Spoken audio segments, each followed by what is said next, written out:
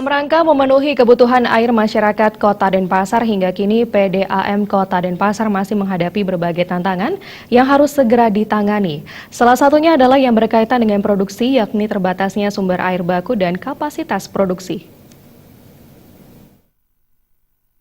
Direktur Utama PDAM Kota Denpasar Ide Bagus Gede Arsana mengatakan terbatasnya sumber air baku yang dimiliki berdampak pada minimnya luasan cakupan layanan yang bisa dilayani oleh PDAM Kota Denpasar. Bila dilihat dari jumlah penduduk Denpasar, PDAM baru mampu melayani sekitar 46%, sedangkan target cakupan pelayanan yang ingin dicapai PDAM sebanyak 60 hingga 65%.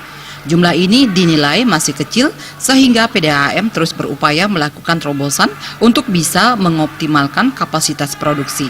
Upaya tersebut misalnya optimalisasi kapasitas produksi di instalasi pengolahan air Ayung 3, instalasi pengolahan air Waribang, dan sumur-sumur bor yang ada, termasuk juga berkoordinasi dengan PDAM di kabupaten lain.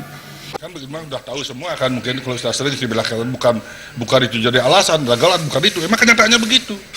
Nah, satu sisi sumber daya air bakunya kita, mungkin pada tahu udah sering-sering saya ucapkan bahwa Kota Denpasar yang emang semestinya sumber airnya gede, karena ini Bali, Denpasar benar-benarnya kan Bali. Nah, satu sisi sumber airnya terbatas. Berangkat semuanya itu, ini kan ada gagasan dari sama regional, kerjasama itu pun, nah kalau itu bicara sama regional itu pun belum memenuhi. Ide Bagus Gede Arsana menambahkan, selain terbatasnya sumber air baku, permasalahan lain berkaitan dengan produksi yang dihadapi PDAM Kota Denpasar adalah menurunnya kualitas sumber air terutama pada musim hujan, serta menyatunya sistem pengambilan air baku dengan PDAM Tirta Mangutama, Kabupaten Badung di Belusung. Gargita, Bali TV.